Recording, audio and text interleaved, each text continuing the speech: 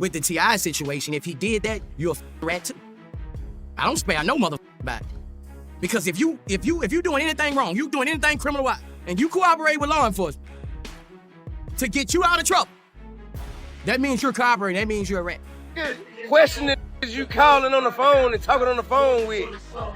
Questioning doing crime with. And questioning that you got the authorization to check. You can't check me. Stop talking to me. This ain't your restaurant. This ain't your restaurant. Everything you make, I can pull out my right now. I ain't tripping on you. I ain't tripping. Get the hell out of my face. I'm not talking to you. I'm not talking to you. Who the hell is he? What's your name? My name King. You know it and your mama know it. Welcome back to Fame Drop. Hope y'all doing fine. Looks like King Harris isn't letting anybody play with his name, especially when folks start tossing around that rat label tied to his pops. And now people are whispering, is he firing shots straight at Boosie for running his mouth? But let's roll it back for a second. Remember when Boosie sat down with Vlad TV and dropped a bomb? He flat out called T.I. a rat, no hesitation. Boosie claimed Tip straight up admitted to working with the cops, even saying he blamed something on his dead cousin just to dodge the heat. That kind of talk had everybody side-eyeing the whole situation, wondering if there was any truth behind those wild accusations. With the T.I. situation, if he did that, you're a rat too. I don't spare no motherfucker back. Because if you doing anything wrong, you doing anything criminal, and you cooperate with law enforcement to get you out of trouble, that means you're cooperating. That means you're a rat. And Boosie didn't just stop at talking, he went all in. He doubled down by scrapping the whole joint album he and T.I. had lined up. A full project, gone in a flash, just like that. Fans were left stunned, wondering what could have been if the music actually dropped. But T.I. wasn't about to stay quiet. He clapped back hard, saying the story got twisted, calling it straight up embellished. Tip claimed that so-called confession was nothing more than a hypothetical conversation, not some kind of real paperwork situation. He wanted everyone to know it wasn't about no real-life snitching move. And to shut it down even more, T.I. said he's got the actual documents on deck to prove he never snitched. He made it clear he's standing on his name with receipts in hand, daring anyone to challenge it. What if you show somebody paperwork? And they still fuck with the rat? What you call them? If you show somebody paperwork, and the person who questioned my paperwork still with the person who wanted the paperwork you showed, what do we do then? Enjoying the video so far? Smash that like button and subscribe to Fame Drop so you're here for the next one. And Tip wasn't letting it slide either. He came swinging right back at Boosie. He basically snapped, "Who are you to call me out?" The energy was raw, like he couldn't believe Boosie of all people was trying to put that label on him. It wasn't just a clapback, it was Tip drawing a line in the sand, making it clear he wasn't about to let his name get dragged without a fight. Questioning you calling on the phone and talking on the phone with. Questioning doing crime with. And questioning that you got the authorization to check. You can't check me. Tip didn't just defend himself, he even threw shade back, hinting at Boosie's own past. He pointed out how people been whispering for years that Boosie might have done some talking himself to dodge a long stretch behind bars.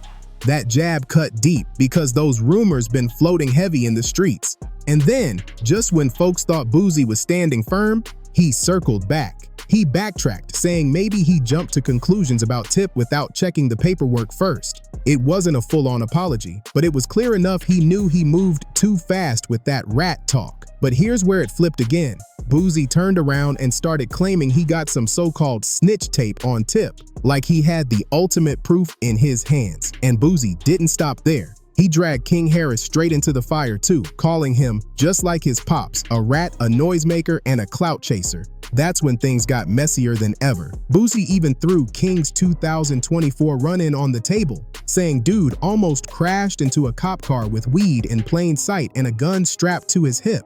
To top it all off, King was already walking around with an old warrant from 2022 hanging over his head. Speeding, suspended license, DUI, the kind of charges that sit like a ticking time bomb until they finally explode in public.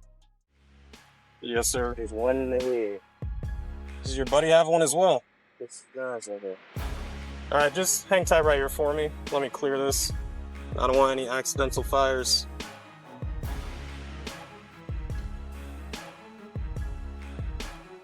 There's no safety. You gotta take. There's no safety. You take Okay. the clip out. Well, I'm not gonna mess around with that too much. Let me just set this down right here. You'd step Can I out get for out me. now? Yes, sir. Place your hands behind your back for me. All right, right now you're just being detained. You want this hat to go with you? Nah, I'm going to jail. I'm sorry, I didn't give you the update. So they did confirm it. The warrant is valid and they do want you.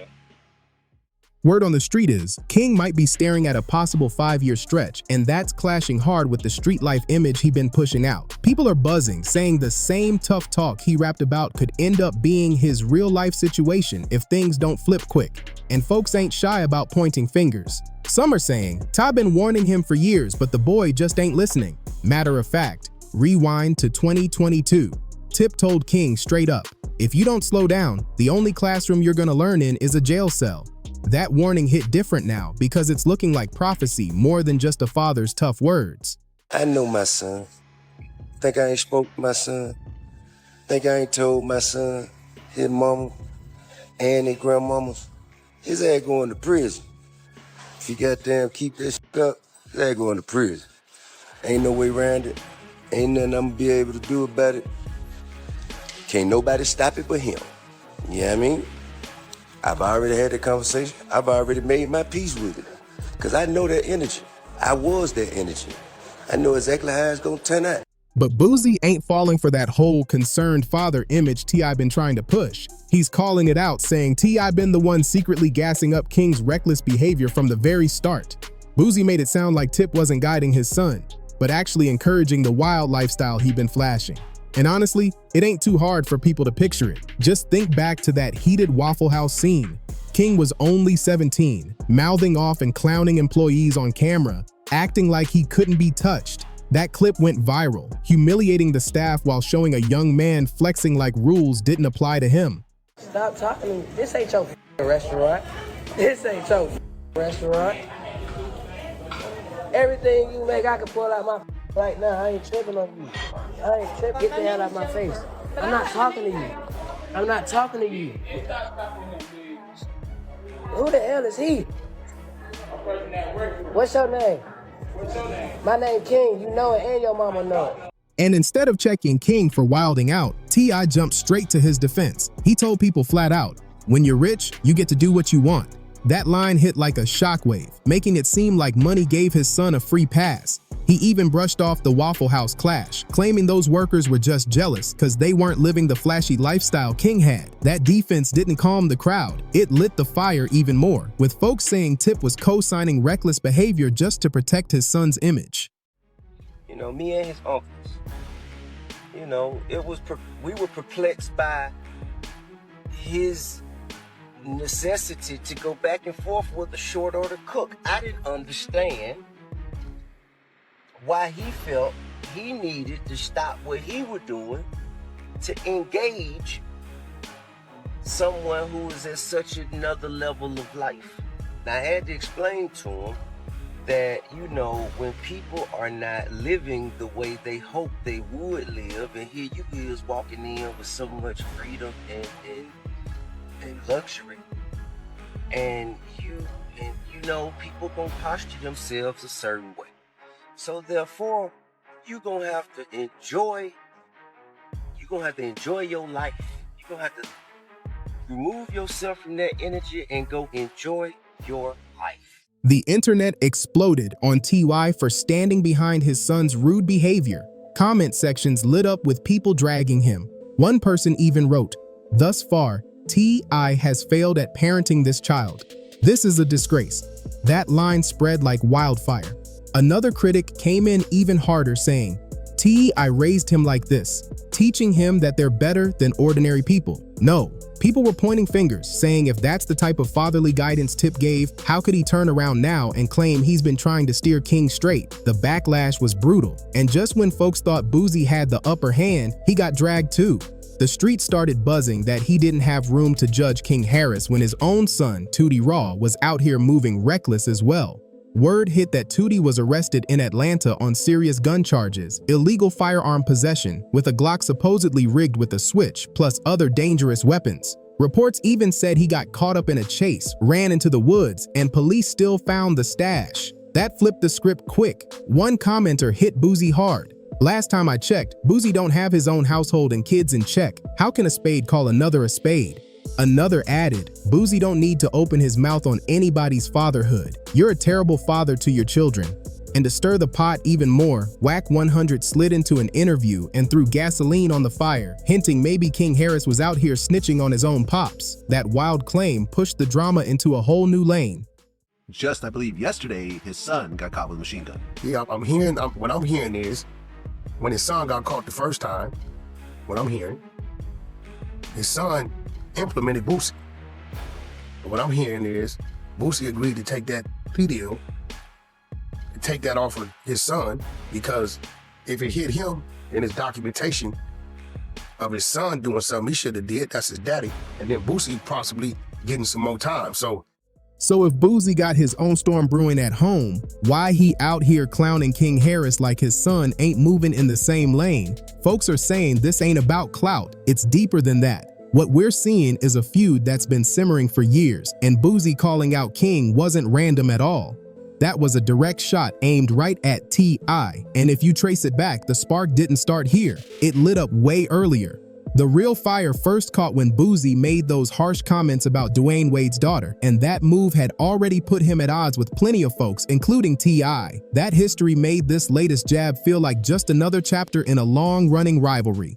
Shit, bro. Dwayne Wade, you gone too far, dog. That is a male. A 12-year-old. At 12, they don't even know what their next meal gonna be. They don't have shit figured out yet. He might meet a woman, anything at 16 and fall in love with her. But it's be gone. How you gonna, like, bro, you going too far, dog. Don't cut his off, bro. Like, bro, for real. If he gonna be gay, let him be gay. But don't cut his dick off, bro. Like, don't address him as a woman, dog. He's 12 years old. He's not up there yet. He hasn't made his final decisions yet. The internet torched Boosie after those comments, flaming him as transphobic, and one of the loudest voices checking him was none other than T.I. Tip jumped on Instagram telling Boosie to mind his business and quit worrying about another man's kids. That clap set the stage, planting the seed for everything that came after. From that moment on, Boosie took every chance he could to swing at Tip, calling him a snitch in that gun case, tearing into his parenting skills, and even clowning his family. So when King slipped up and made headlines, Boosie saw it as the golden opportunity to twist the knife even deeper. At that point, it wasn't just about King anymore. It turned into a bigger narrative. T.I. failing as a father. That's why these shots cut so deep. Every misstep King made, the Waffle House blow-up, his arrests, and even wild paternity rumors kept turning into fresh ammo aimed not just at him, but at Tip's legacy. And if there's one thing the internet never does, it's forget. Boosie knew exactly how to stir the pot, and he went all in. At the core of this beef, King isn't even the main target. He's just caught in the middle. The real battle is between his dad and Boosie. For Boosie, clowning King was the perfect way to humiliate Tip. For Tip, every headline about his son feels like another strike against the image he built over decades. And for King, he's stuck in the crossfire, trying to prove himself while the internet keeps turning him into a punchline. So here's the real question. Is Boosie exposing the truth, or is he just obsessed with dragging T.I. down at every chance? And what happens to King now? Does he crumble under the pressure, or does he flip the script and take control of his own story?